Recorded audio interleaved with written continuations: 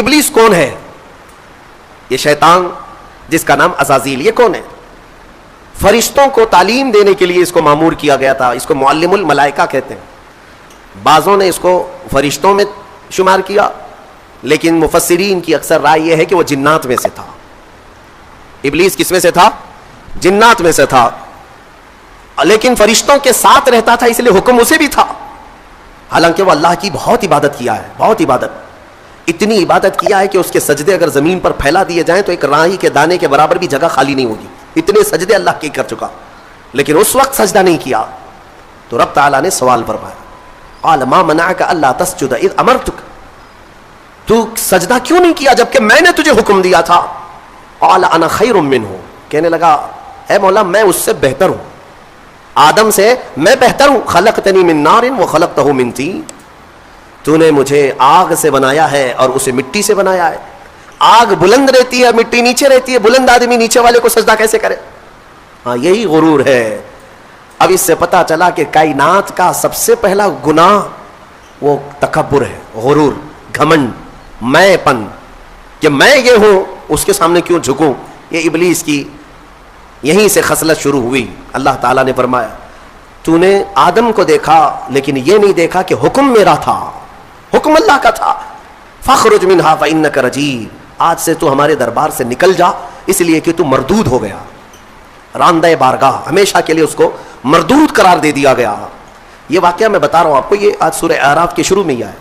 تو ابلیس نے کہا اے اللہ تو نے مجھے نکال دیا اپنے دربار سے، فرشتوں کی جماعت سے، انظرنی الی یوم یبعثون، بس مجھے قیامت تک کی مہلت دے دے بس۔ رب تعالیٰ سے ڈائریکٹ چیلنج کر رہا ہے، اللہ سے چیلنج کر رہا ہے، مجھے تو ٹائم دے دے بس۔ کیا کرے گا؟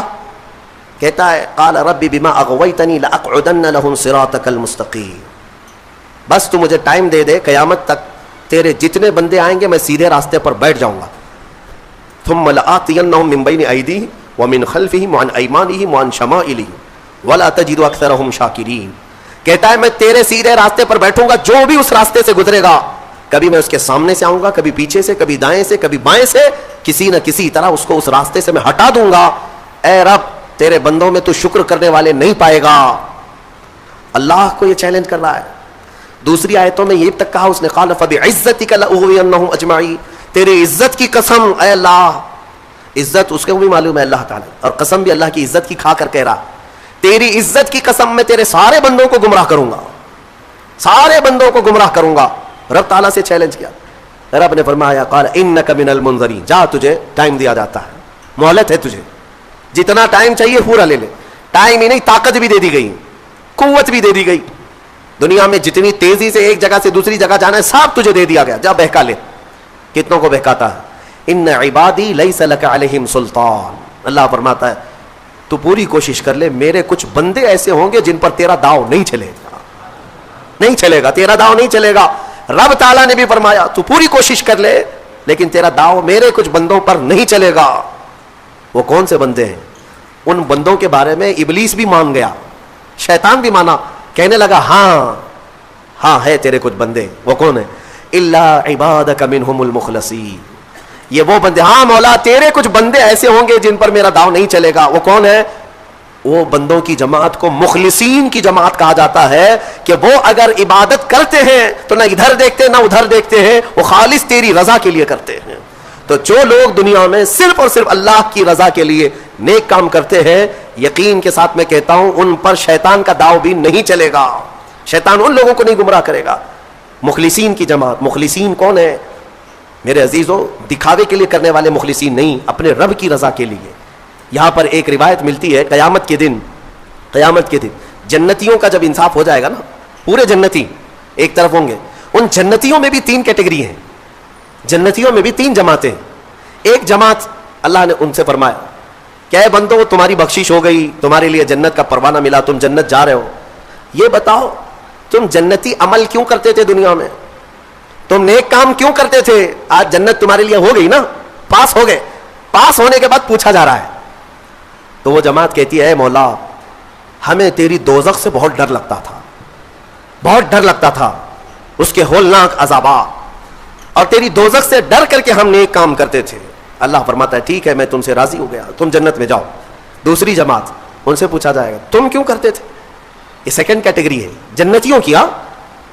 تم کیوں نیک کام کرتے تھے؟ تم بھی پاس ہو گئے. وہ کہیں گے مولا قرآن میں اور حدیث میں تیرے رسول سے ہم نے جنت کی اتنی نعمتوں کا ذکر سنا تھا, وہاں کے محلات, وہاں کی خوشبوئیں, وہاں کی حوریں, وہاں کے غلمان, تو شوق تھا کہ جنت میں جائیں, اس لیے نیک کام کرتے تھے. تیری جنت کی خواہش نے ہم سے نیک کام کروائے. رب تعالیٰ فرماتا ہے جاؤ تم سے راضی اور تمہارے لیے جنت ہے, چلے جاؤ. تیسری ایک جماعت ہوگی جنتیوں کی, یہ لاسٹ کیٹیگری ہے. ان سے پوچھا جائے گا میاں آپ بھی پاس ہو گئے, جنت میں جا رہے ہو نیکیوں کی وجہ سے, تم کیوں نیکیاں کرتے تھے؟ وہ کہیں گے کہ مولا ہم نہ جنت کے لیے کرتے تھے نہ دوزخ کے لیے, ہم تو خالص تیری رضا کے لیے کرتے تھے, تو راضی ہو جا, بس ہمارا مقصد اتنا تھا. تو رب تعالیٰ فرمائے گا جاؤ میں تم سے راضی ہو گیا اور جنت میں جاؤ. وہ جماعت کھڑی ہو جائے گی, نہیں نہیں نہیں جنت میں نہیں جانا ہے. اگر جنت میں جائیں گے تو پھر بدلہ ہو جائے گا, معاوضے کے طور پر ہو جائے گا. پھر ہم کو اندر جانے کے بعد دوسرے لوگ تانا ماریں گے تم بھی جنت کے لیے کرتے تھے, وہاں بولے کچھ اور ہو, ہم نہیں جائیں گے جنت میں. رب تعالیٰ پھر دوبارہ فرمائے گا کہ اے مومنو میں تم سب سے راضی ہوں, تم میری رضا کے لیے کر رہے تھے, میں راضی ہوا, جاؤ جنت میں. وہ کہیں گے مولا نہیں جنت میں جائیں گے تو پھر یہ مسئلہ آ جائے گا کہ تم جنت کے لیے کیا کرتے تھے, ہم تو تیری رضا کے لیے کرتے تھے. یہاں تک کہ روایت میں فرمایا گیا فرشتوں کو حکم ہوگا کہ ان کو بیڑیاں پہنا اور کھینچ کے جنت میں لے جاؤ. یہ مخلصین کی جماعت تھی, یہ لالچ میں عبادت نہیں کیے اور نہ ہی ڈر کر کے کیے, یہ خالص اللہ کی رضا کے لیے. اور اسی جماعت کے بارے میں شیطان بھی کہتا ہے ان پر میرا داؤ نہیں چل سکے گا, ان پر میرا حربہ نہیں چل سکے گا. اس لیے میں مومنوں سے گزارش یہ کرتا ہوں کہ اعمال میں اخلاص پیدا کرو, اخلاص صرف اور صرف اللہ کے لیے, نہ کسی کو ڈر کر, نہ کسی کے لیے عبادتیں نہیں, اللہ کے لیے. تم اپنی آخرت کو سوچو. میں ایک بزرگ کے متعلق پڑھا تھا 30 سال تک انہوں نے پہلی صف میں نماز ادا کی جماعت کے ساتھ, ایک نماز بھی نہیں چھوٹی, تکبیر اولا بھی نہیں چھوٹی. 30 سال تک, توجہ چاہتا ہوں, 30 سال تک ایک نماز میں ایک جماعت نہیں چھوٹی اور پہلی تکبیر بھی نہیں چھوٹی, پہلی صف میں کھڑے رہتے تھے. 30 سال کے بعد ایک دن مغرب میں آئے تو ایک رکعت ہو گئی. 30 سال کے بعد ایسا موقع آیا, پیچھے رہ گئے. تو پھر جب آئے دیکھا کہ صفیں تو لگ گئی ہیں, پیچھے جگہ مل رہی تھی, تو انہوں نے شرم کے مارے, ڈر کے مارے, سب لوگ کیا کہیں گے ابھی 30 سال سے جس کی جگہ پکی ہے آج تو ہے نہیں, چھوٹ گیا پیچھے, تو پیچھے سے ہی گھر چلے گئے. گھر چلے گئے, گھر میں جا کر نماز پڑھ لیا. عشاء میں اس ڈر سے نہیں آئے کہ سب لوگ سوال کریں گے مغرب میں کہاں تھے, کہاں تھے, کہاں تھے. تو اس زمانے میں ایک بڑے بزرگ تھے, انہوں نے پوچھ لیا کہ فلاں صاحب جو رہتے تھے پہلی صف میں, جن کا ریکارڈ تھا 30 سال کا, وہ کہاں ہیں؟ کہا کہ حضور پتہ نہیں مغرب میں بھی نہیں آئے, عشاء میں بھی نہیں آئے. کہا کہ چلو دیکھ لیتے ہیں کہیں بیمار تو نہیں ہو گئے, کچھ تو ہوا نہیں تکلیف. گئے تو گھر میں بیٹھے ہوئے تھے, پوچھا کہ کیا بات ہے مغرب میں بھی نہیں, عشاء میں بھی نہیں؟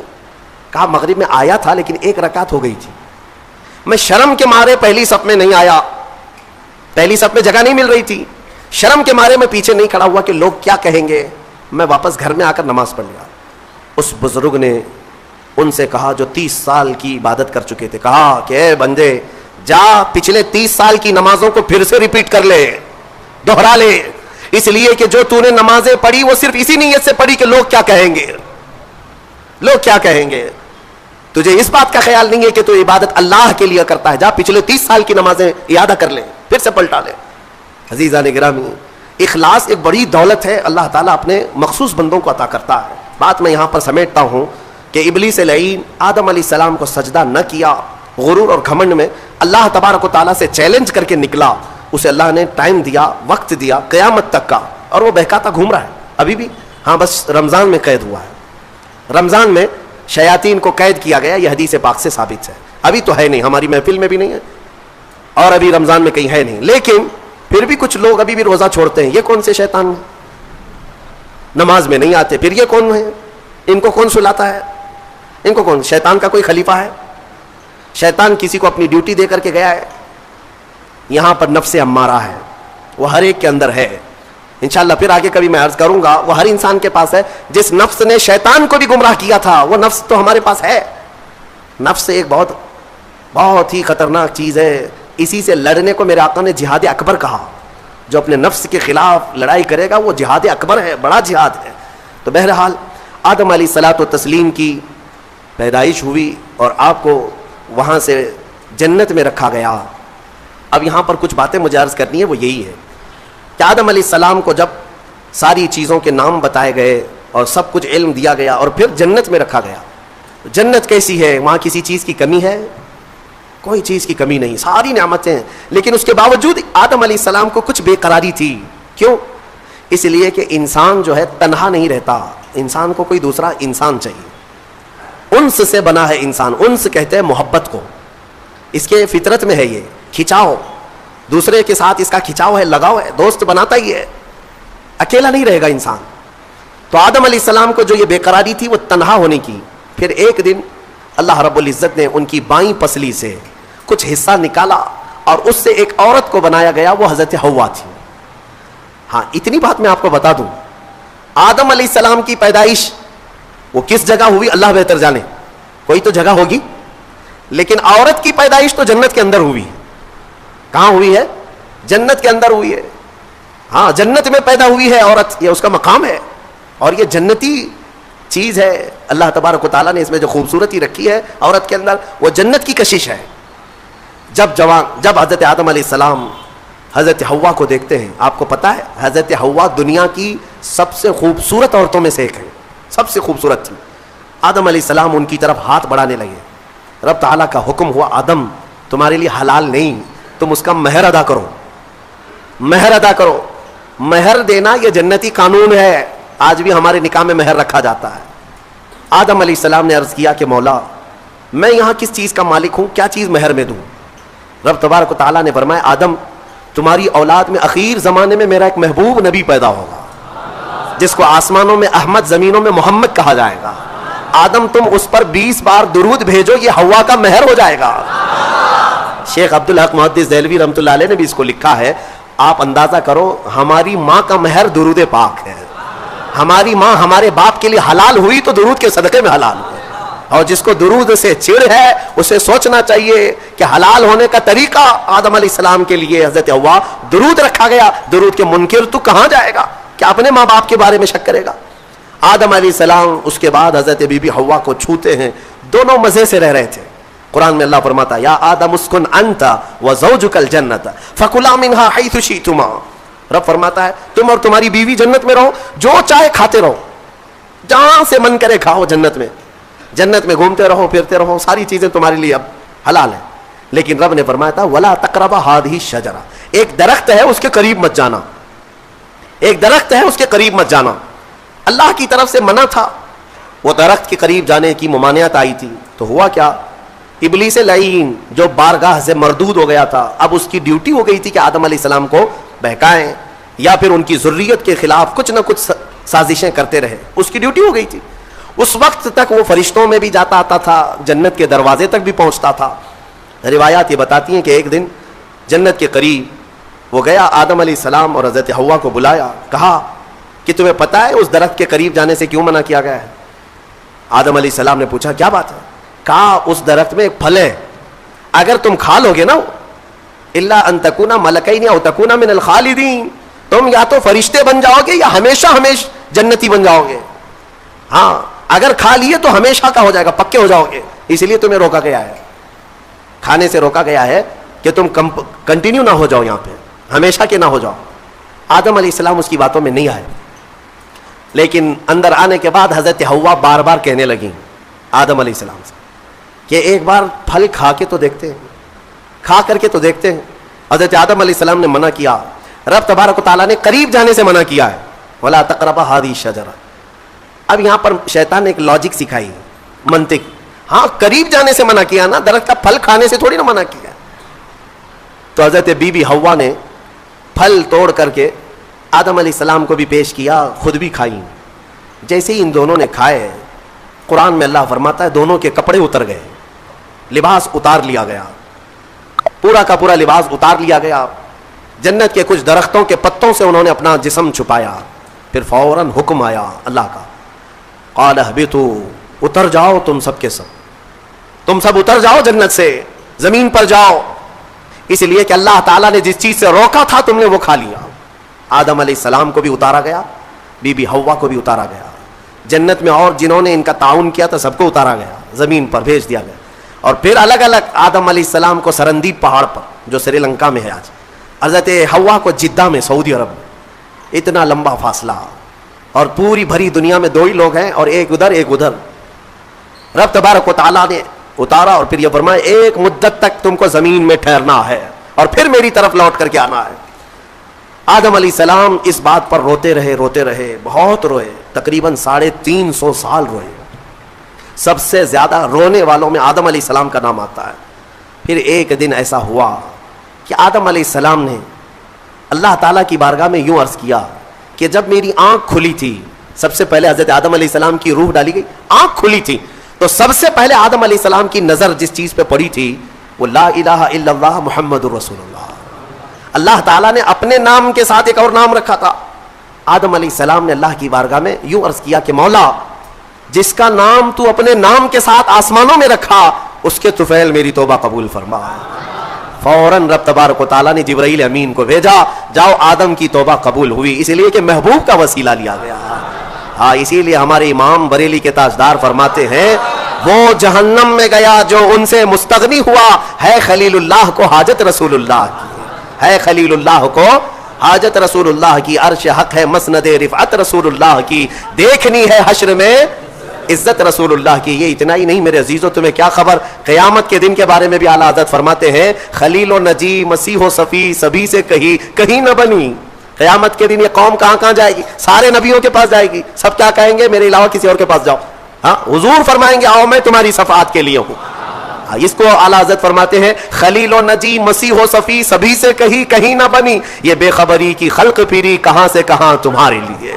یا رسول اللہ، کہاں سے کہاں تمہارے لیے، دہن میں زبان تمہارے لیے، بدن میں ہے جہاں تمہارے لیے، ہم آئے یہاں تمہارے لیے، اٹھے بھی وہاں. الحمدللہ حضرت آدم علیہ السلام کی توبہ قبول ہوئی. اس کے بعد آپ کو حکم ہوا حج پہ جانے کا.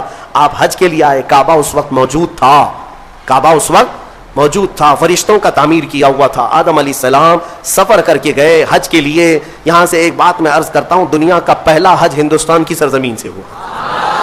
آدم علیہ السلام اسی زمین سے گئے، اور ہمارے لیے فخر کی بات یہ ہے کہ یہ ہندوستان ہمارے باپ کی زمین ہے. ہاں، آدم علیہ السلام باپ ہے کہ نہیں ہے؟ ہمارے باپ کی زمین ہے. الحمدللہ ہم اپنے باپ کی زمین پر قائم ہیں. ہاں، کسی کے باپ کی نہیں ہے.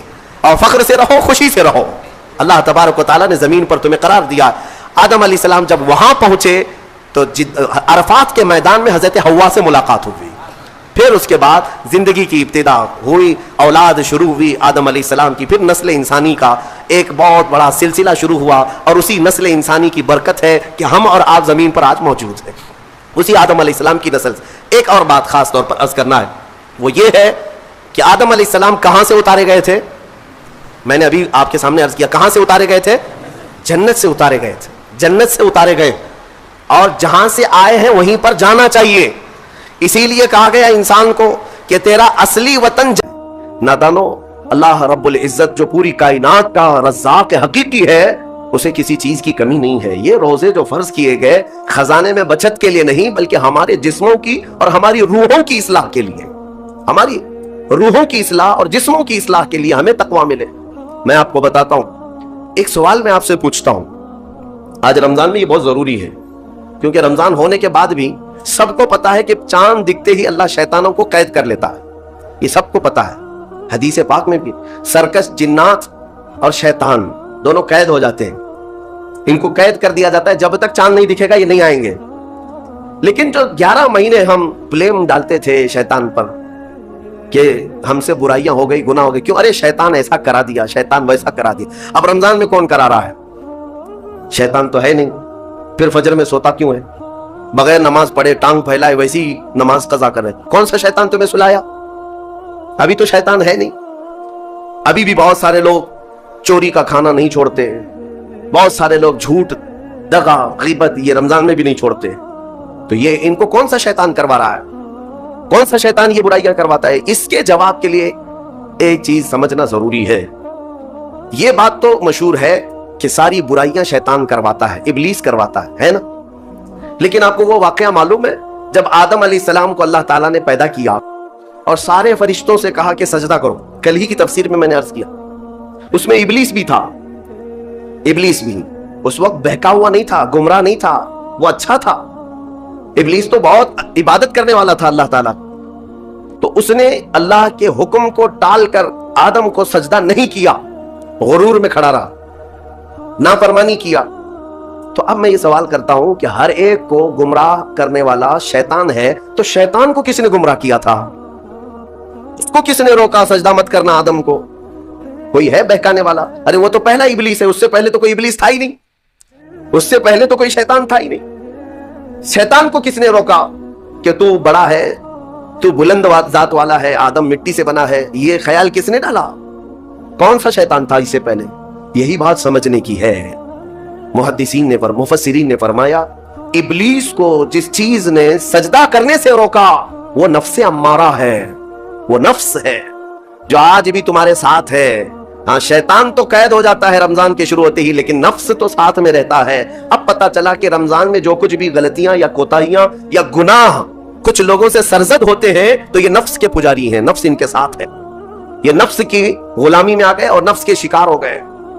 اسی لیے قرآن میں اللہ تعالیٰ نے اپنے رسول سے بھی یہ فرمایا اَرَأَيْتَ مَنِ اتَّخَذَ إِلَٰهَهُ هَوَاهُ أَفَأَنْتَ تَكُونُ عَلَيْهِ وَكِيلًا، اے رسول کیا آپ نہیں دیکھتے کچھ لوگ ایسے ہیں جنہوں نے اپنے نفسانی خواہشات کو اپنا خدا بنا لیا ہے، اپنی خواہشات کو اپنا خدا بنا لیا ہے۔ اے رسول کیا آپ ایسوں کی سفارش کریں گے، ایسے لوگوں کی وکالت کریں گے؟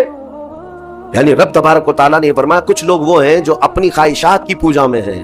کیا مطلب خواہشات کی پوجا؟ کیا مطلب ہے اپنے خواہشات کے پیچھے چلنا؟ مطلب یہی ہے کہ جو دل میں آیا اس بندے نے یہ سوچ لیا اسے کرنا ہی ہے مجھے، یہ خواہشات کے پیچھے چل رہا ہے۔ ہاں تمہیں آرام کی فکر ہوئی، تم نے خدا کے فرمان کو ٹال دیا لیکن اپنی نفس کی سن لیا۔ اللہ تبارک و تعالیٰ کا حکم کچھ اور ہے لیکن تمہاری طبیعت کچھ اور چاہ رہی ہے۔ رب تبارک و تعالیٰ کا حکم تھا صبح صبح تمہیں اپنے گھر بلا رہا تھا لیکن تم نے اس کی نہیں سنی، اپنے من کی سنی، اپنے نفس کی۔ تو یہی تو ہوا نفس کی پوجا، یہی ہے نفس کی عبادت، نفس کی پرستش، جس کو قرآن میں کہا گیا ہے کہ کچھ لوگ ایسے ہیں جنہوں نے اپنی خواہشات کو خدا بنا لیا۔ یہ نفس امارہ جس کے بھی اوپر حاوی ہو جاتا ہے، اچھے اچھوں کو یہ ان کا تقوی بھسم کر دیتا ہے، ایمان سے بھی دور کر جاتا ہے۔ اس لیے میرے عزیزو میں جو عرض کرنے جا رہا ہوں وہ یہ ہے کہ ہمارے لیے زندگی میں سب سے بڑا چیلنج اپنے نفس امارہ سے لڑنا۔ آپ کو پتا ہے رسول پاک صلی اللہ تعالیٰ علیہ وسلم ایک جہاد سے جب واپس مدینے تشریف لا رہے تھے، وہ جہاد بہت سخت تھا، صحابہ زخمی تھے، بہت گھمسان کی لڑائی ہوئی تھی، لیکن جب واپس مدینے آ رہے تھے تو میرے آقا نے ایک جملہ فرمایا تھا رجعنا من الجہاد الاصغر الى الجہاد الاکبر، اے میرے صحابہ ہم چھوٹے جہاد سے بڑے جہاد کی طرف جا رہے ہیں۔ صحابہ نے پوچھا اس سے بڑا جہاد اب کون سا ہے یا رسول اللہ؟ میرے آقا صلی اللہ علیہ وسلم فرماتے ہیں اے میرے صحابہ اپنے نفس سے لڑنا اب یہ بڑا جہاد ہے، نفس سے لڑنا بڑا جہاد ہے۔ میرے عزیزو یہ خواہشات کو ہی ختم کرنا ہو، اس نفس کو اگر کنٹرول میں لانا ہو تو کیا کرو؟ نفس امارہ سب کے پاس ہے۔ قرآن میں مولا فرماتا ہے وَمَا أُبَرِّئُ نَفْسِي إِنَّ النَّفْسَ لَأَمَّارَةٌ بِالسُّوءِ إِلَّا مَا رَحِمَ رَبِّي، کوئی اپنے نفس سے بچ نہیں پائے گا سوائے وہ شخص جس پر میرا رب رحم فرمائے۔ اللہ کا رحم جس پر ہو گیا وہ اپنے نفس سے بچ جائے گا۔ میں آپ کو ایک دعا بتاتا ہوں، حضور پاک صلی اللہ علیہ وسلم اگر دعا کرتے تھے تو اس سے آپ کو اندازہ ہو جائے گا کہ یہ کتنی امپورٹنٹ چیز میں آپ کے سامنے کہہ جا رہا ہوں۔ کون سی؟ حضور جب دعا کرتے تھے تو یوں کہتے تھے اللہ کی بارگاہ میں اللہم لا تکلنی الی نفسی طرفت عین، اے اللہ تو مجھے میرے نفس کے حوالے ایک منٹ کے لیے بھی مت دینا، تو اپنی حفاظت میں رکھ۔ حضور جب یہ دعا کرتے تھے کہ مجھے میرے نفس کے حوالے ایک منٹ کے لیے، طرفت عین کہتے ہیں پلک جھپکنے کے برابر، اتنے ٹائم کے لیے بھی اے اللہ تو مجھے میرے نفس کے حوالے مت کرنا، تو اپنی حفاظت میں رکھ۔ سید الانبیاء جب یہ دعا کرتے ہیں تو اندازہ کرو اے مومنوں نفس کی تباہ کاریاں کیا کیا ہیں، یہ کتنوں کو ہلاک کر دیتا ہے، کتنوں کا عمل ضائع کرتا ہے، کتنوں کا ایمان ختم کرتا ہے۔ اب میں جو بات کہہ رہا ہوں وہ یہ توجہ سے سنو، یہ نفس امارہ جس نے شیطان کو بھی گمراہ کیا، شیطان کو بھی بہکا دیا، یہ نفس آدم کو سجدہ نہ کرنے کا جو غرور پیدا کیا یہی نفس امارہ تھا۔ اس نفس امارہ کو اگر کوئی کنٹرول کرا سکتا ہے تو وہ ماہ رمضان المبارک، بس یہی ہے رمضان کی فضیلت۔ رمضان المبارک اس لیے تمہیں دیا گیا کہ بڑی بڑی طاقتیں تمہارے نفس کو قابو میں نہیں کر پائیں گی، لیکن رمضان کے روزے تمہیں کنٹرول میں لے آئیں گے، کنٹرول میں لائیں گے۔ اب سمجھ میں آیا کہ روزے کیوں رکھائے جا رہے ہیں؟ ارے گرمیوں کی شدت ہے، ادھر حلق سوکھا جا رہا ہے، پیٹ سے لگ جاتا ہے۔ ان لوگوں کو پوچھو روزہ کیسا ہوتا ہے جو مزدوری کرتے ہیں، ان لوگوں سے پوچھو جو دن بھر کام کاج کرتے ہیں، میرے عزیزوں روزے رکھنے کے بعد کیا رب تبارک و تعالیٰ کسی کو اس کی طاقت سے زیادہ تکلیف دینا چاہتا ہے؟ نہیں میرے عزیزوں، وہ رحمان ہے، اس نے جب تمہیں ماں کے پیٹ میں 9 مہینے رزق دیا تو کیا کائنات میں نہیں دے گا؟ تمہیں ماں کے پیٹ میں بھی رزق دیتا رہا۔ تم جب دنیا میں آئے تمہارے ماں کے سینے میں خون سے دودھ کس نے بنایا؟ تمہارے رزق کا انتظام کرنے والا وہ خدا اگر تمہیں حکم دیتا ہے کہ صبح سے لے کر شام تک بھوکے رہو تو یہ اس کا ظلم نہیں بلکہ یہ عین کرم ہے، اللہ تبارک و تعالیٰ کا رحم ہے تم پر کہ وہ مولا ہماری اصلاح چاہتا ہے کہ ہمارے اندر تقوی آ جائے، جسم میں بھی اور روح میں بھی۔ اب ایک اور بات میں آپ کو بتا دوں، میں نے ایک بات پڑھی تھی نفس کے متعلق، یہ نفس امارہ، اسی لیے امام غزالی رحمۃ اللہ تعالی علیہ نے فرمایا اللہ کی جو مخلوق ہے وہ 3 طرح کی ہے، ایک فرشتے، دوسرے انسان، تیسرے جانور۔ یہ 3 الگ الگ قسم کی مخلوق ہیں کیونکہ اللہ تعالیٰ نے تینوں کو جو چیزیں دی ہیں ان میں فرق ہے۔ فرشتوں کو اللہ نے عقل دیا ہے، نفس نہیں ہے۔ نفس، شہوت، برائی کرنے کی خواہش فرشتوں کے اندر ہے ہی نہیں، وہ سوچ بھی نہیں سکتے برائی کرنے کا۔ فرشتوں کو اللہ نے عقل دیا ہے اور عقل عزت والی چیز ہے، اور جانوروں کو اللہ نے نفس دیا ہے، عقل نہیں۔ عقل والے نہیں ہیں جانور، عقل والے نہیں، لیکن نفس ہے، شہوت ہے، شہوت بھی ہے نفس بھی۔ لیکن انسان ایک ایسی مخلوق ہے جسے اللہ نے عقل بھی دیا ہے، نفس بھی دیا ہے۔ مطلب یہ ہے کہ تمہیں اللہ نے ایک چیز فرشتوں والی دی ہے، ایک چیز جانوروں والی بھی دی ہے، دونوں تمہارے اندر ہے، عقل بھی ہے، نفس بھی ہے۔ لیکن امام غزالی فرماتے ہیں توجہ، جو بندہ نفس ہونے کے باوجود گناہوں سے اپنے آپ کو بچا لیا وہ بندہ فرشتوں سے بھی افضل ہے۔ کیوں؟ فرشتے اس لیے بچے ہوئے ہیں کہ ان کے پاس نفس ہے ہی نہیں، اور تم بچ رہے ہو تو کمال کی بات ہے، نفس ہوتے ہوئے بھی گناہ سے بچ گیا تو اس انسان کا مقام فرشتوں سے بھی اعلیٰ ہے۔ لیکن ساتھ ہی امام غزالی یہ بھی فرماتے ہیں عقل ہونے کے باوجود اگر گناہوں سے نہیں بچتا تو پھر وہ جانوروں سے زیادہ ذلیل ہے، کتے اور خنزیر سے بھی گیا گزرا ہے، کیونکہ جانور تو بیچارہ معذور ہے، اسے عقل نہیں ہے، نفس ہے۔ تمہارے پاس عقل ہے، اس کے باوجود حرام کاریاں کر رہے ہو تو جانوروں سے زیادہ گر گئے۔ فیصلہ تمہارے ہاتھ میں ہے کہ تم کون سی زندگی گزارنا چاہتے ہو، کون سی، کہ تم نفس کے پجاری بن جاؤ یا عقل کا صحیح استعمال کر کے فرشتوں والی صفات پر عمل کرو۔ عزیزان گرامی وقار، نفس اور عقل یہ جو 2 چیزیں ہیں ان کو میں آپ کے سامنے تھوڑا سا کھول کر کے عرض کرتا ہوں۔ عقل جو ہے عزت والی چیز ہے، جسے بھی دی گئی ہے وہ عزت والا ہے۔ کیوں عزت والی ہے یہ عقل؟ پوری دنیا میں عقل کا ہی تو کمال ہے، جس کے پاس عقل ہے وہ بادشاہ ہے، جس کے پاس عقل ہے وہ لوگوں کو ہانکتا ہے، پوری دنیا کو ادھر سے ادھر کر سکتا ہے، عقل۔ اور نفس جو ہے، نفس برائیوں کی طرف بلانے والا، عیاشی کی دعوت دینے والا، موج مستی کرانے والا اور اپنے آپ کو تباہ کروانے والا۔ اچھے بھلے نوجوان، 25 سال کی کڑیل جوانی ہے، کون ہے جو انہیں نشے کے اڈے پر لے جاتا ہے؟ کون ہے جو ان کو تباہ و برباد کرتا ہے؟ نوجوان کو اچھی طرح سے معلوم ہے کہ میں کوکین، افیون، ہیروئن لوں گا تو میرے جسم کے ساتھ کیا ہوگا، اسے معلوم ہے، لیکن اس کے باوجود عیاشی کروانا یہ نفس کی عادت ہے۔ کسی کے اوپر نفس غالب آتا ہے، کسی کے اوپر عقل غالب آتی ہے۔ عقل جس کے اوپر غالب آ گئی وہ اچھا آدمی ہے، نفس جس کے اوپر غالب آ گیا وہ شیطان کا پجاری ہو گیا، نفس کی سننے والا۔ اب یہ دونوں جو چیزیں ہیں میں بتاتا ہوں آپ کو۔ روایت میں ملتا ہے کہ جب اللہ نے عقل کو بھی پیدا کیا اور نفس کو بھی پیدا کیا تو اپنے سامنے حاضر کیا، عقل سے پوچھا کہ اے عقل بتا میں کون ہوں اور تو کون ہے؟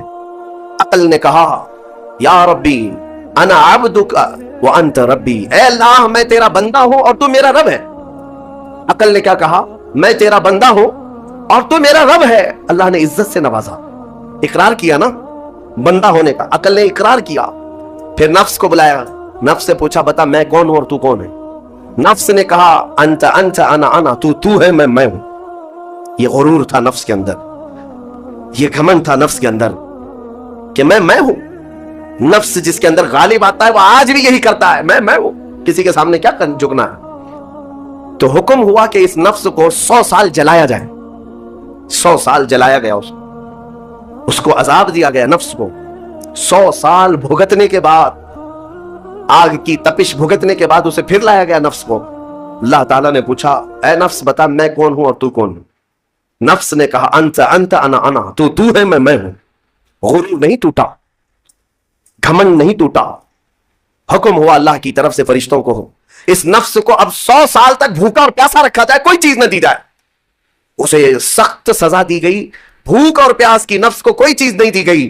100 साल के बाद फिर उसको हाजिर किया गया, पूछा गया बता कौन हूं मैं? नफ्स ने कहा ऐ अल्लाह तू मेरा खुदा है, मैं तेरा बंदा हूं। फरमाया बुजुर्गों ने कि नफ्स को अगर कोई झुका सकता है तो वो भूख है, इसीलिए मौला ने रमजान के रोजे तुम पर फर्ज फरमाया। नफ्स को झुका सकते हो, नफ्स को कंट्रोल में ला सकते हो तो भूख के जरिए से। हाँ, ये भूख और प्यास यूं ही नहीं दी गई है। दुनिया अगर समझती हो कि मुसलमानों को ये भूखा और प्यासा रखवाया जा रहा है तो उन्हें क्या खबर है कि रूह किसे कहते हैं, नफ्स किसे कहते हैं। जो ऑलरेडी गलाजत में पड़े हुए उन्हें क्या समझ है। लेकिन अल्हम्दुलिल्लाह हमारा तसव्वुर है आखिरत का, हमारे यहाँ तसव्वुर है जन्नत का, हमारे यहाँ तसव्वुर है जहन्नम का, अल्लाह की बारगाह में हिसाब का। इसलिए जरूरी ये बन पड़ता है कि हम अपनी दुनिया में ही इस्लाह करें। मेरे अजीजों, इस नफ्स की जो तबाहकारियां हैं उससे बचना हर नौजवान के लिए आज जरूरी है। तुम रोजों को हल्के में मत लो। इससे पहले भी मैं कहा करता था, आज फिर से मैं रिपीट आपके सामने कहता हूं, मुसलमान के लिए रोजे जो फर्ज किए गए ऑप्शनली नहीं है मेरे अजीज। ये ऑप्शनली नहीं है, इख्तियारी नहीं है, जिसे चाहे वो रखे जिसे चाहे वो छोड़े। हाँ, हमारे यहाँ मुआशरा ऐसी ही है ना। हाँ, सुबह उठ करके लोग पूछते रहते हैं रोजा है, रोजा है। क्यों पूछ रहे हो रोजा है? मुसलमान है तो रोजा फर्ज है, रोजा फर्ज है। अगर मैं आपको पूछूं अच्छा लगेगा? इंसान हो अच्छा लगेगा? सामने दिख तो रहा है इंसान है, फिर क्या पूछना है? मुसलमान के लिए रोजा ऐसा जरूरी है जैसे उसके लिए इंसान होना जरूरी है। वो रोजे छोड़ता क्यों? हाँ, चंद ही चीजें हैं जहां तखफीफ दी गई है शरीयत में। वो सफर है या मर्ज है, ऐसा मर्ज कि जिससे वो नहीं बर्दाश्त कर पाता, उसमें अल्लाह ताला ने उसे छूट दी है, रुखसत दी है। या हामिला औरत है, या दूध पिलाने वाली औरत है, या फिर अब बहुत सारे लोग ऐसे हैं जो हट्टे कट्टे हैं, तंदुरुस्त हैं, तवाना हैं, रोजे छोड़े हुए हैं। मेरे अजीज, सब होने के बाद अगर रोजा छोड़ने की किसी को रुखसत है ना, तो सिर्फ उन औरतों को जिनकी माहवारी आती है महीने में या बच्चे के बाद, है जो निफास वाली औरतों के लिए रोजा नहीं है। तो मैं उन लोगों से पूछता हूं, क्या तुम्हारी भी ऐसी कैफियत है जो तुम रोजा छोड़े घूम रहे हो? नापाक हो? नापाकी आई है? नहीं है तो फिर क्यों रोजा छोड़ते हो? एक रोजे को छोड़ने की सजा हदीस में बताई गई, 900 साल दोज़ख में रखा जाए। 900 साल। अब कैलकुलेट करो, अगर तुम्हारी जिंदगी के रोजे कज़ा हैं तो कितने 100 साल जाएंगे।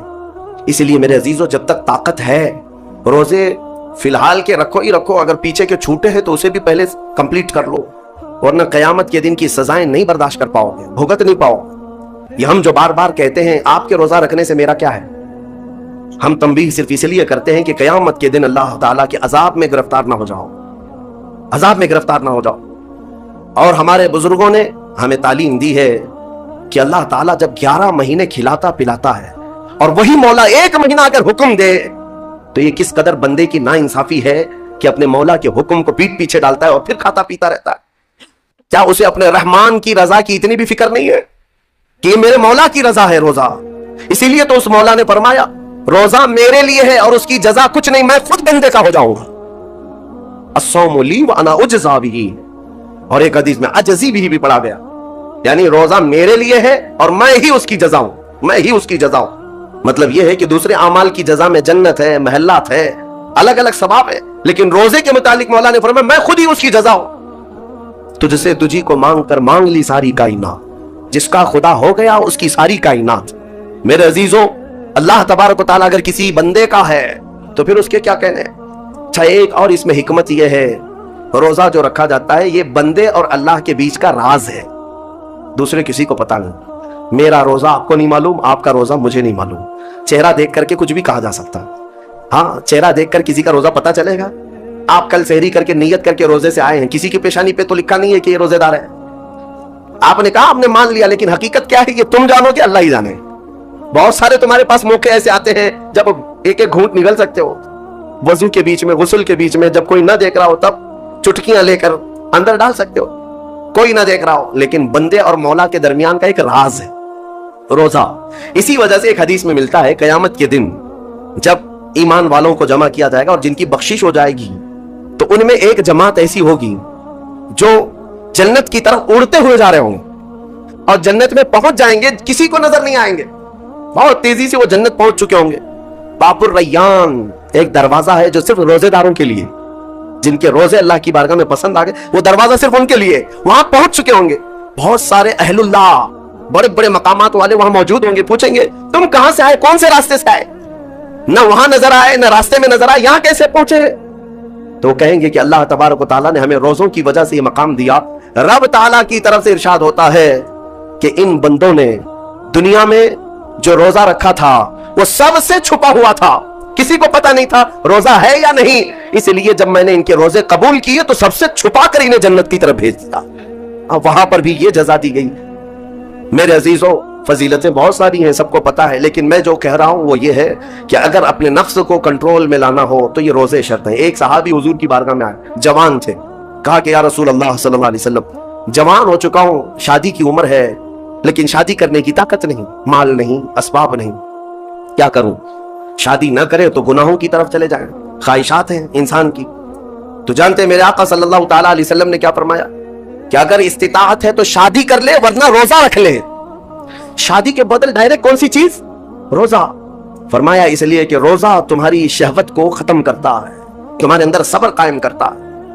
अजीज़ान गिरामी, हदीस पाक का ये मफहूम मैं आपके सामने रख रहा हूं। तरबियत में मेरे आका ने उन नौजवानों से कहा जिनकी शहवत गालिब है, जो गुनाहों की तरफ ज्यादा जा सकते हैं, उनके लिए फरमाया गया वो रोजा रखें, कंट्रोल में रहेंगे।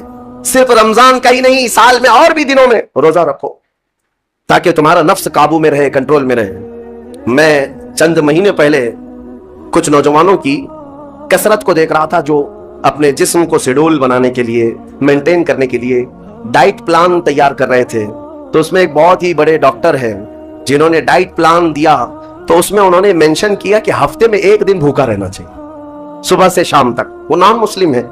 मैंने पूछा था कि ये आपके डाइट प्लान में किस लिए है, तो उन्होंने उसकी साइंटिफिक वजह बताई कि हफ्ते भर में हम जो कुछ भी खाते हैं, कुछ ऐसी चीजें जमा हो जाती हैं जिनको पिघलने का मौका ही नहीं मिलता, हम बार बार खाते रहते हैं, उस पर चीजें जमा होती रहती हैं। एक दिन हफ्ते में अगर अपने पेट को खाली छोड़ दिया जाए तो फासिद मादे गल करके बाहर निकल जाएंगे और सेहत हमेशा सही रहेगी। ये दुनिया कह रही है। मेरा मौला बगैर हिकमत के कोई चीज तुम पर फर्ज नहीं फरमाता। जिसने हमारे जिस्मों को बनाया, जिसने हमारी रूह को बनाया, वही ज्यादा बेहतर जानता है कि हमारे हक में क्या चीज अच्छी है।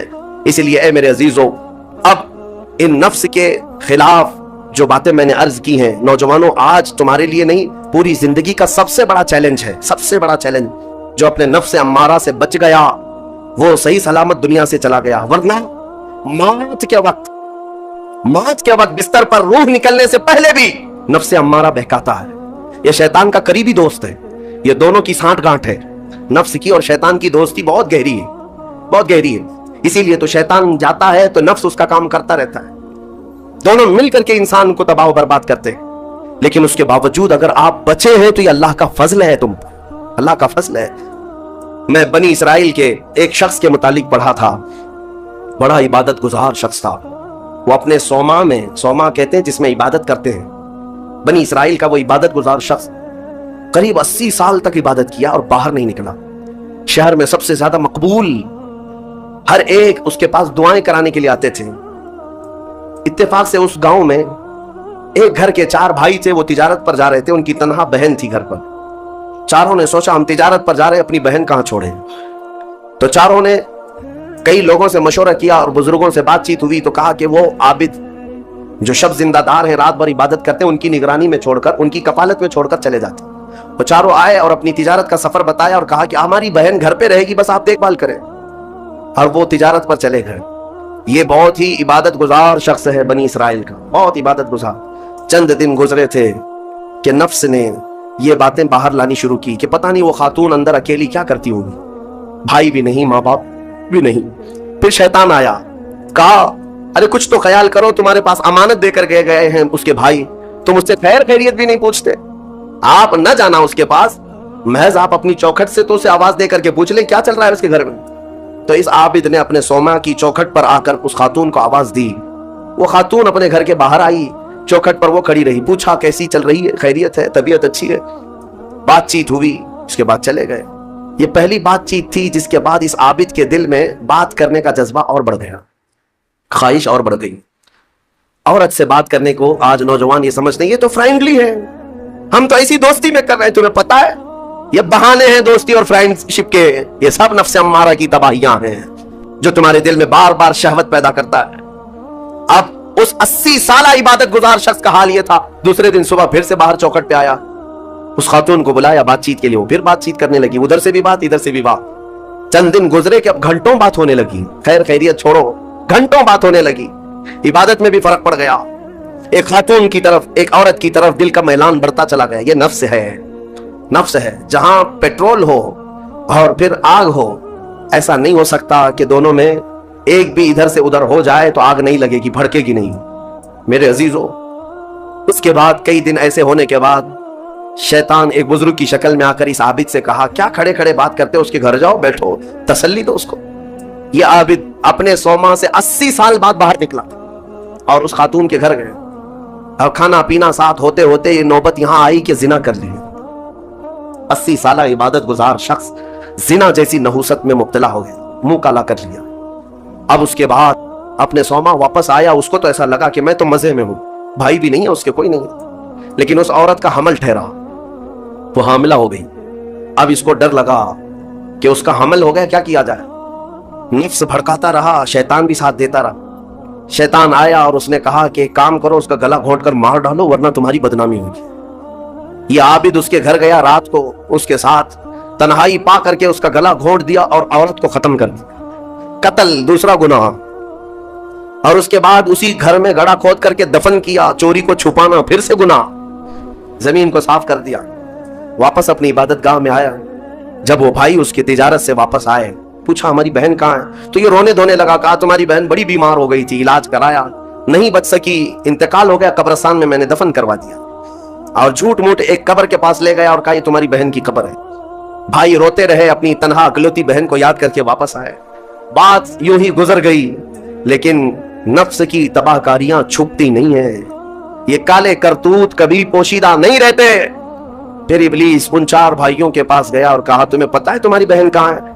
کہا وہ تو انتقال ہو گئی، اللہ کو پیاری ہو گئی. کون کہا؟ کہا اس عابد نے کہا. کہا وہ جھوٹ بولتا ہے، اس نے تمہاری بہن کے ساتھ منہ کالا کیا، زنا کیا اور گلا گھونٹ کر مارا اور اسی گھر کے اندر دفن کیا ہے، کھود کر دیکھ لو. ابلیس نے ان بھائیوں کو سب بتایا. اور جب ان بھائیوں نے زمین کھودی تو لاش سڑی گلی موجود تھی. اللہ اکبر. اب زمین کے پیروں کے نیچے زمین کھسک گئی. کیا اللہ والا ایسا بھی کر سکتا ہے، اتنا عبادت گزار؟ پھر لوگوں کو جمع کیا گیا، سبوں نے دیکھا تو اس کے بعد غصے میں سارے لوگ بپھر گئے اور سب کے سب ٹوٹ پڑے اس سوما پر، اور اسے کھینچ کر کے باہر لایا گیا اور اس سے پوچھا گیا. اخیر میں مار توڑ کے بعد اس نے اقرار کر لیا کہ ہاں میں نفس کے دھوکے میں آ گیا تھا، مجھ سے یہ گناہ ہو گیا ہے، غلطی ہو گئی ہے. ساری قوم نے مل کر اس کا چہرہ کالا کیا اور اس کو پھانسی پر چڑھایا. جب پھانسی پر لٹکانا تھا، دنیا تماشا دیکھ رہی تھی، بچے تالیاں بجا رہے تھے، لوگ پتھر پھینک رہے تھے. لیکن اس وقت بھی سامنے شیطان آیا اور اس کا نفس بھی تھا، یہی نفس امارہ ہے.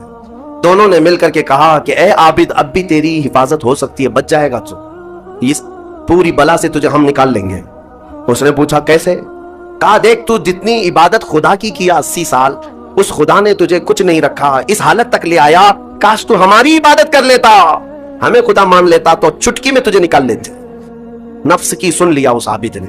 کہا صحیح بات ہے، اتنے سالوں تک خدا کی عبادت کرتا رہا پھر بھی پھنسا ہوں، کچھ بھی اچھا نہیں ہو رہا ہے میرے ساتھ، ایک غلطی ہوئی اس کی سزا ہی ہو رہی ہے. نفس صحیح کہہ رہا ہے. اس نے اپنے نفس کی مانی اور شیطان سے کہا تو ہی میرا خدا ہے، تجھ سے میں سجدہ کروں، مجھے اس بلا سے نکال لے. جیسے ہی اس نے یہ کہا، شیطان تالیاں مارتا ہوا چلا کہ میرا کام مکمل ہو گیا. ادھر لوگوں نے اسے پھانسی پر چڑھا دی. ابتدا آنکھوں سے شروع ہوئی، باتوں سے شروع. روز 10-5 منٹ ماں باپ کو دے لیا کرو، تم سے وہ کچھ نہیں مانگتے بدلے میں. صرف روز شام میں بیٹھ کے یہ پوچھ لو ابا بتا آج کھانا کھایا تھا؟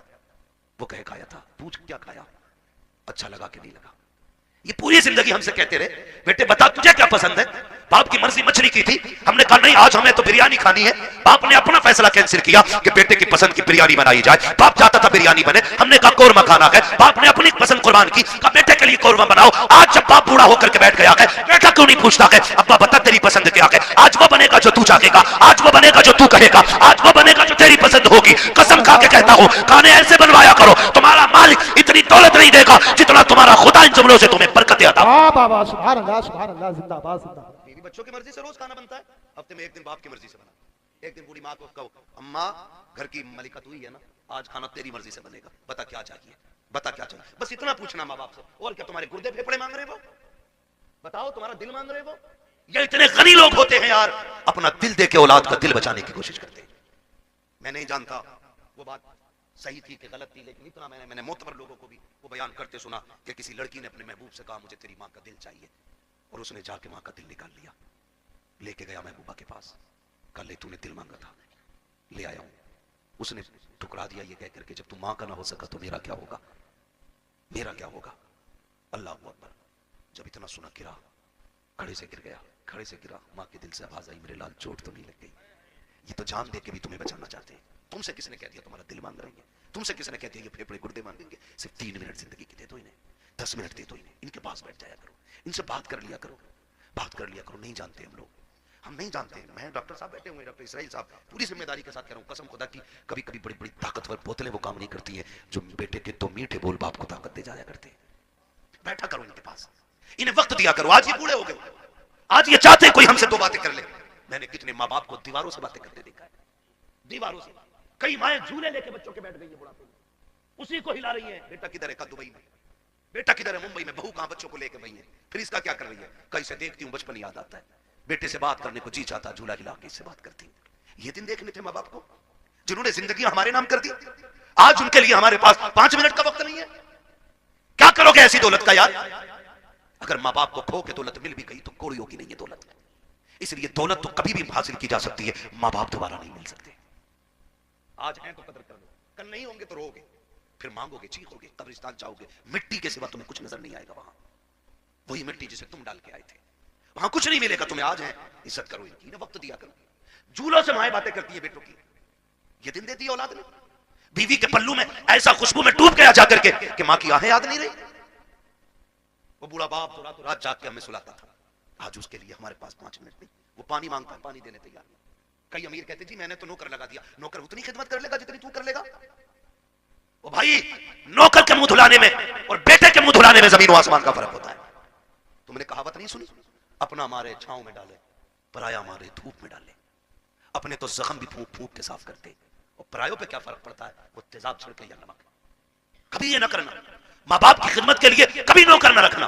اگر کچھ چاہتا ہے نا تو ان کی خدمت میں خود نوکر بن کے رک جانا، خود نوکر بن کے لگ جاؤ، اس لیے کہ ان کی نوکری تمہیں دنیا میں بھی اعلیٰ مقام دے گی اور آخرت میں بھی اعلیٰ مقام دے گی۔ اس لیے کہ یہ ماں باپ کی نوکری ہے، ماں باپ کی نوکری ہے۔ آفس کے آگے ہاتھ باندھ کے اس لیے کھڑے رہتے ہو، مالک کے آگے اس لیے اونچی آواز میں نہیں بولتے ہو کہ بونس کٹ جائے گا، مالک کی پہلی گھنٹی پہ اس لیے دوڑ آتے ہو کہ ڈیوٹی چھوٹ جائے گی۔ ماں باپ کی پہلی آواز پہ کیوں نہیں آتے ہو؟ ان کی آواز پہ پہلے دوڑ کے آ جایا کرو، ورنہ جنت ہاتھ سے چلی جائے گی، جنت چلی جائے گی۔ اگر وہ 2 ٹکڑے دیتا ہے نا تو یہ جنت کے مالک بنے بیٹھے۔ جنت لینی ہے تو ان کے اشاروں پہ کودنا پڑے گا، ان کے اشاروں پہ بولنا پڑے گا۔ آج بوڑھے ماں باپ کے لیے وقت نہیں، انہیں وقت دیا کرو، بڑی قیمتی دولت ہے یہ اللہ کی۔ یہ بستر پہ بھی پڑے نا تو بڑے کام کے، کہہ رہا دعا کر دو مٹی پیاری اللہ کو ہو جائے ابا کی۔ کہا کیوں؟ اب تو کب بستر پہ ہی پیشاب پخانا کر رہے ہیں۔ میں نے کہا یہ تیری خوش نصیبی ہے کہ باپ کی خدمت کا موقع ملا ہے، تو نہیں جانتا ہے ان کی گندگیاں تو اٹھائے گا، اللہ تجھ کو بلندیوں کے تاج عطا فرماتا چلا جائے گا۔ نہیں سمجھتے لوگ ان چیزوں کو، نہیں سمجھتے۔ بڑے خوش نصیب ہے جو ماں باپ کی خدمت کرتے ہیں، ان کی خدمت کر کے نہ بڑے بن جاتے ہیں۔ انہیں وقت دیا کرو۔ میں آپ سے کہنا چاہتا ہوں سب سے مشکل دور بڑھاپے کا آتا ہے۔ کون سا دور آتا ہے؟ سمجھ رہے ہیں نا میرے بچے سارے، نوجوان بھائی بھی سمجھ رہے ہیں نا؟ سب سے مشکل وقت بڑھاپے کا آتا ہے۔ یہ بچے بیٹھے ہیں چھوٹے چھوٹے، عید سے پہلے دیکھنا باپ لے کے جائے یا ماں مارکیٹ لے کے جائے، لے جا کے نا یہ نہیں کہتے یہ والا پیک کر دو، ماں بٹھا لیتی ہے بیٹے کو اوپر، خود بیٹھتی ہے نیچے، اور جوتے 10 طرح کے نکلواتی ہے، اور اپنے ہاتھ سے نکالتی ہے پہناتی ہے، نکالتی ہے پہناتی ہے، بار بار کہتی نہیں میرے بیٹے کے پیر میں اچھا نہیں لگ رہا، میرے بیٹے کے پیر میں اچھا نہیں لگ رہا۔ میں بیٹوں سے پوچھنا چاہتا ہوں، جب ہم اتنے بڑے تھے وہ اپنے ہاتھ سے ہمیں جوتے پہناتے تھے، آج ایک بار ہم انہیں دکان میں لے کے گئے، ابا بیٹھو تمہارے پیر میں جوتے ڈال کے میں دیکھوں گا، اما بیٹھ آج میں دیکھوں تیرے پیر میں کون سا جوتا اچھا لگے گا۔ کبھی لے کے گئے ماں باپ کو؟ اور لے کے جایا کرو، عید کا ٹائم آئے نا ماں باپ کو لے کے جاؤ کہ نا آج تک تم نے ہماری پسند کا پہنایا گیا، اب ہم تمہیں تمہاری پسند کا پہنانے کے لیے آئے، لے کے جایا کرو۔ ہم انہیں وقت نہیں دے پاتے، ہمارے پاس وقت ہی نہیں ہے۔ سب سے مشکل وقت بڑھاپے کا آتا ہے۔ اب سنیں جن پہ بڑھاپا آنا ہے یہ آ گیا، جب دنیا چھوڑ جائے گی نا اور کوئی منہ نہیں لگائے گا، کوئی بات کرنے والا بھی نہیں ہوگا، کوئی یہ پوچھنے والا نہیں ہوگا تیرے منہ میں دانت کتنے، پھر پلٹو گے مسجد کی طرف، پھر لوٹو گے مسجد کی طرف۔ اللہ کہے گا سن تجھے کوئی منہ نہیں لگا رہا نا، آ میرے گھر آ جا، تجھ سے کوئی بات نہیں کرتا نا میں کروں گا تجھ سے بات۔ اپنا درد مجھے سنا جب تم مسجد میں آتے ہو، سنو قرآن بڑا ضروری ہے، کہتا ہے اگر تجھے اپنا حال سنانا ہے نماز کی نیت باندھ لے، تو کہتا جا میں سنتا جاؤں گا، اور اگر تجھے میری باتیں سننی ہے پھر قرآن لے کے بیٹھ جا، قرآن پڑھتا جا، قرآن کی آیتوں میں تجھے میری باتوں کا مزہ آتا ہے۔ واہ واہ واہ، سبحان اللہ زندہ باد۔ تمہیں کوئی منہ نہیں لگاتا ہے پھر رب کا قرآن تمہیں سینے سے لگائے گا. جب کوئی ساتھ نہیں دیتا نا پھر قرآن لے کے بیٹھتے. اس لیے خدا را اتنے جاہل نہ رہ جانا کہ بڑھاپے میں بھی قرآن ساتھی نہ بن سکے. کم سے کم اتنا قرآن ضرور سیکھ لینا کہ بڑھاپے میں جا کے دنیا ساتھ چھوڑ دے تو رب کا قرآن ہمارے ساتھ ہو. پڑھیں گے انشاءاللہ, وعدہ کرتے ہیں انشاءاللہ, پڑھائی کریں گے انشاءاللہ, قرآن سیکھیں. اگر ہم نے قرآن نہیں سیکھا تو کچھ بھی نہیں سیکھا ہے. بڑی بات ہے بیٹے کو حافظ قرآن بنانا, اپنے بچوں کو حافظ قرآن بناؤ. تم نے بھی دیکھا ہوگا, ہم نے بھی دیکھا, موتیں ہوتی ہیں, لوگ بڑے بڑے پیسے والے تڑپ تڑپ کے مر رہے ہیں. کیوں؟ کیونکہ آج کوئی آسانی سے روح نکلوانے والا نہیں. نکلے کیسے؟ سارے لوگ جانتے ہیں ہاسپٹل کی کنڈیشن. آخری سانسیں ہوتی ہیں, لے جا کے ابا ہاسپٹل میں رکھ دیا, کہا میں وینٹیلیٹر پہ, ابا آکسیجن لگی پڑی ہے, جو چادر بچھی ہے وہ بھی ناپاک ہے. انہوں نے ہمارے کپڑے اتار کے اپنے گرین کپڑے پہنا دیے, وہ بھی ناپاک ہے. جتنے نرس اور وہاں پہ ڈاکٹر آ رہے ہیں انہیں بھی پاکی ناپاکی کی تمیز نہیں ہے.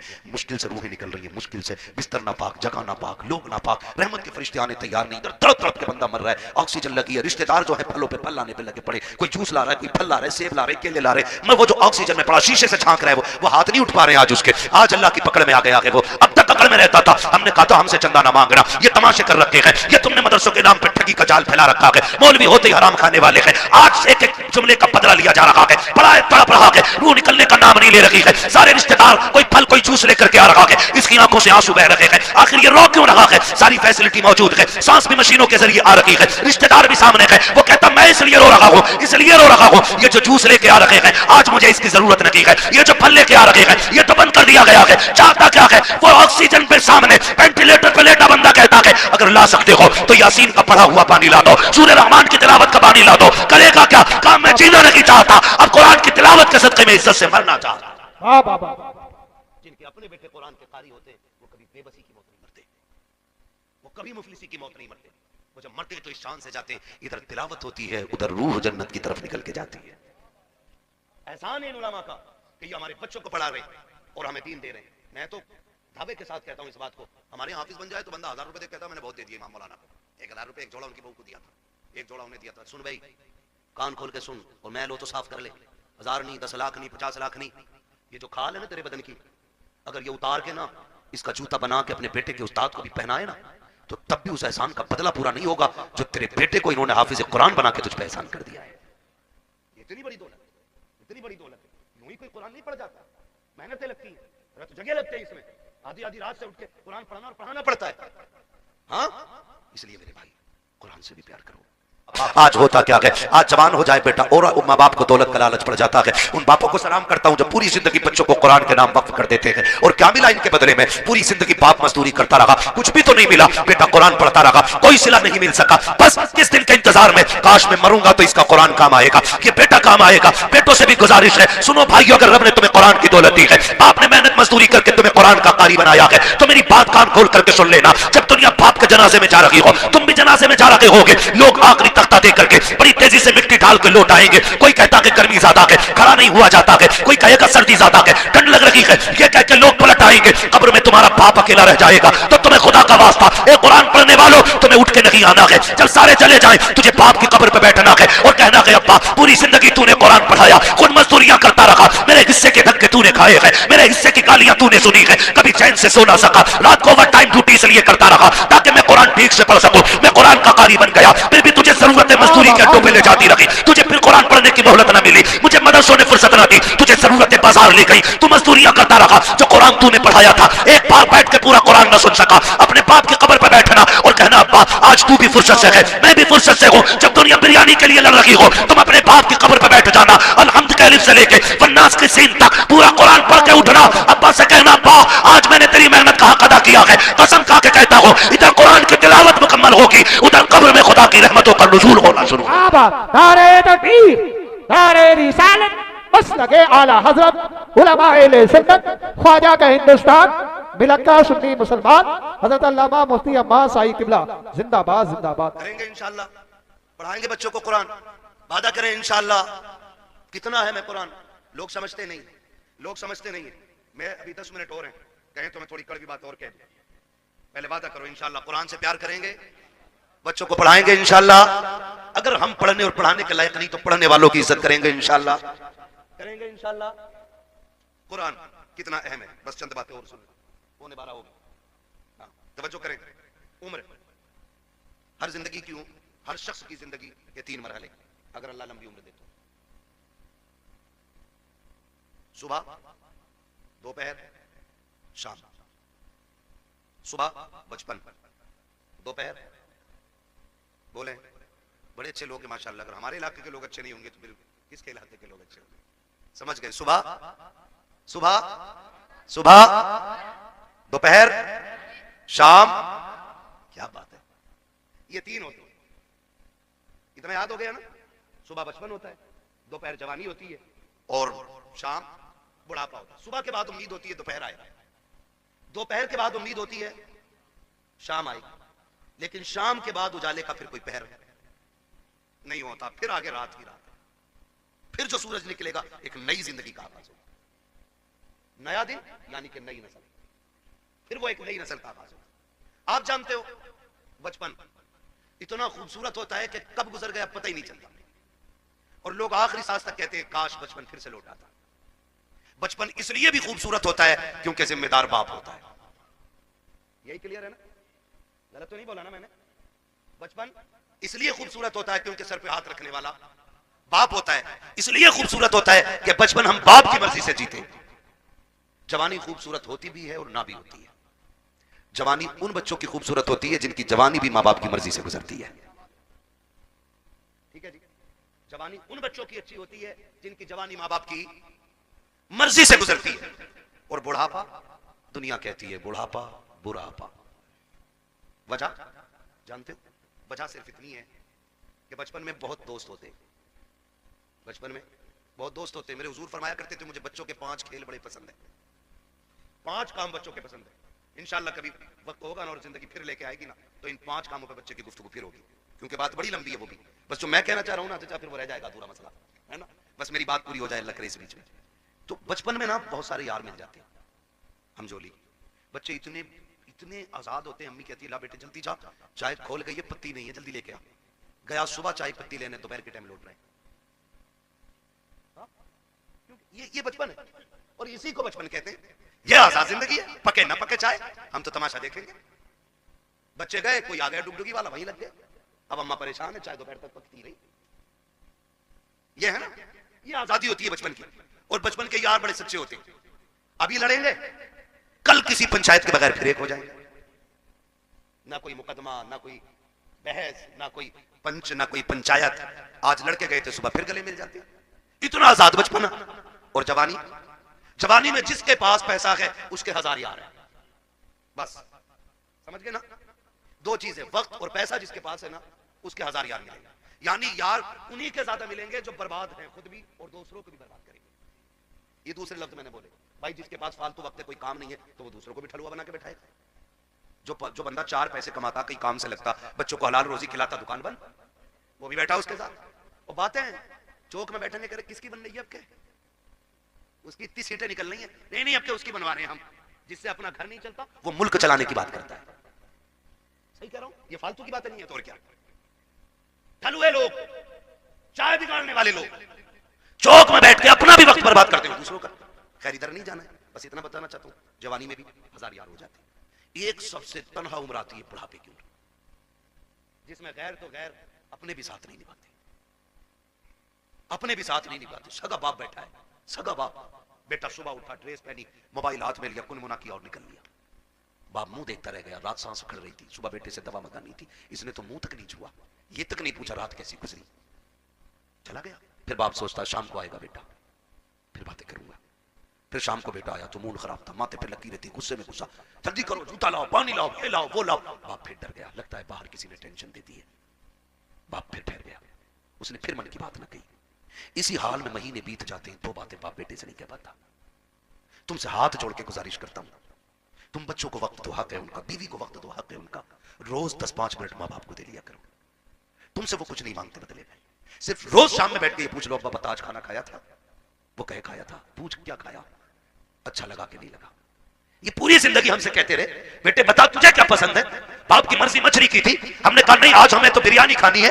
باپ نے اپنا فیصلہ کینسل کیا کہ بیٹے کی پسند کی بریانی بنائی جائے. باپ چاہتا تھا بریانی بنے, ہم نے کہا قورمہ کھانا ہے. باپ نے اپنی پسند قربان کی, کہا بیٹے کے لیے قورمہ بناؤ. آج جب باپ بوڑھا ہو کر کے بیٹھ گیا ہے, بیٹا کیوں نہیں پوچھتا ہے ابا بتا تیری پسند کیا ہے. آج وہ بنے گا جو تو چاہے گا, آج وہ بنے گا جو تو کہے گا, آج وہ بنے گا جو تیری پسند ہوگی. قسم کھا کے کہتا ہوں کھانے ایسے بنوایا کرو, تمہارا مالک اتنی دولت نہیں دے گا جتنا تمہارا خدا ان جملوں سے تمہیں برکتیں عطا. واہ بابا سبحان اللہ زندہ باد زندہ باد. میری بچوں کی مرضی سے روز کھانا بنتا ہے, ہفتے میں ایک دن باپ کی مرضی سے بنا. ایک دن بوڑھی ماں کو کہو اماں گھر کی ملکہ تو ہی ہے نا, آج کھانا تیری مرضی سے بنے گا, بتا کیا چاہیے, بتا کیا چاہیے. بس اتنا پوچھنا ماں باپ سے. اور کیا تمہارے گردے پھیپڑے مانگ رہے ہو, بتاؤ تمہارا دل مانگ رہے ہو. یہ اتنے غنی لوگ ہوتے ہیں یار, اپنا دل دے کے اولاد کا دل بچانے کی کوشش کرتے ہیں. میں نہیں جانتا وہ بات صحیح تھی کہ غلط تھی, لیکن اتنا میں نے معتبر لوگوں کو بھی وہ بیان کرتے سنا کہ کسی لڑکی نے اپنے محبوب سے کہا مجھے تیری ماں کا دل چاہیے, اور اس نے جا کے ماں کا دل نکال لیا, لے کے گیا محبوبہ کے پاس, کل لے تو نے دل مانگا تھا لے آیا ہوں. اس نے ٹھکرا دیا یہ کہہ کر کے جب تم ماں کا نہ ہو سکا تو میرا کیا ہوگا, میرا کیا ہوگا. اللہ اکبر. جب اتنا سنا گرا, کھڑے سے گر گیا, کھڑے سے گرا, ماں کے دل سے آواز آئی میرے لال چوٹ تو نہیں لگ گئی, یہ تو جان دے کے بھی تمہیں بچانا چاہتے ہیں. تم سے کس نے کہہ دیا تمہارا دل مانگ رہے ہیں, تم سے کس نے کہہ دیا یہ پھیپھڑے گردے مانگیں گے. صرف 3 منٹ زندگی کے دے دو انہیں, 10 منٹ دے دو انہیں, ان کے پاس بیٹھ جایا کرو, ان سے بات کر لیا کرو, بات کر لیا کرو. نہیں جانتے ہم لوگ, ہم نہیں جانتے. میں ڈاکٹر صاحب بیٹھے ہوئے, ڈاکٹر اسرائیل صاحب, پوری ذمہ داری کے ساتھ کہہ رہا ہوں قسم خدا کی, کبھی کبھی بڑی بڑی طاقتور بوتلیں وہ کام نہیں کرتی ہیں جو بیٹے کے 2 میٹھے بول باپ کو طاقت دے جایا کرتے ہیں. بیٹھا کرو ان کے پاس, انہیں وقت دیا کرو. آج یہ بوڑھے ہو گئے, آج یہ چاہتے کوئی ہم سے 2 باتیں کر لے. میں نے کتنے ماں باپ کو دیواروں سے باتیں کرتے دیکھا ہے, دیواروں سے. کئی مائیں جھولے لے کے بچوں کے بیٹھ گئی ہے بڑھاپے میں, اسی کو ہلا رہی ہیں. بیٹا کدھر ہے, دبئی میں, بیٹا کدھر ہے, ممبئی میں. بہو کہاں بچوں کو لے کے گئی ہے, پھر اس کا کیا کر رہی ہے. کہیں سے دیکھتی ہوں بچپن یاد آتا ہے, بیٹے سے بات کرنے کو جی چاہتا, جھولا ہلا کے اس سے بات کرتی. یہ دن دیکھنے تھے ماں باپ کو جنہوں نے زندگی ہمارے نام کر دی. آج ان کے لیے ہمارے پاس 5 منٹ کا وقت نہیں ہے. کیا کرو گے ایسی دولت کا یار. اگر ماں باپ کو کھو کے دولت مل بھی گئی تو کوڑیوں کی نہیں ہے دولت. اس لیے دولت تو کبھی بھی حاصل کی جا سکتی ہے, ماں باپ دوبارہ نہیں مل سکتے. آج ہیں تو قدر کر لو, کل نہیں ہوں گے تو رو گے, پھر مانگو گے, چیخو گے, قبرستان جاؤ گے, مٹی کے سوا تمہیں کچھ نظر نہیں آئے گا. وہاں وہی مٹی جسے تم ڈال کے آئے تھے, وہاں کچھ نہیں ملے گا تمہیں. آج ہیں, عزت کرو ان کی, نہ وقت دیا کرو. جھولوں سے مائیں باتیں کرتی ہیں بیٹوں کی. یہ دن دیتی ہے اولاد نے. بیوی کے پلو میں ایسا خوشبو میں ڈوب گیا جا کر کے کہ ماں کی آہیں یاد نہیں رہی. وہ بوڑھا باپ رات رات جاگ کے ہمیں سلاتا تھا. آج اس کے لیے ہمارے پاس 5 منٹ نہیں. وہ پانی مانگتا ہے, پانی دینے تیار نہیں.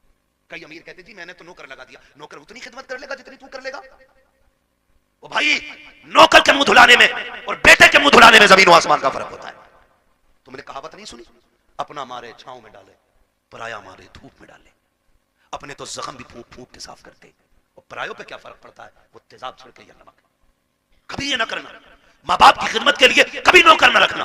اگر کچھ چاہتا ہے نا تو ان کی خدمت میں خود نوکر بن کے رک جانا, خود نوکر بن کے لگ جاؤ. اس لیے کہ ان کی نوکری تمہیں دنیا میں بھی اعلیٰ مقام دے گی اور آخرت میں بھی اعلیٰ مقام دے گی. اس لیے کہ یہ ماں باپ کی نوکری ہے, ماں باپ کی نوکری ہے.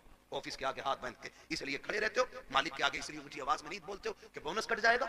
مالک کی پہلی گھنٹی پہ اس لیے دوڑ آتے ہو کہ ڈیوٹی چھوٹ جائے گی. ماں باپ کی پہلی آواز پہ کیوں نہیں آتے ہو؟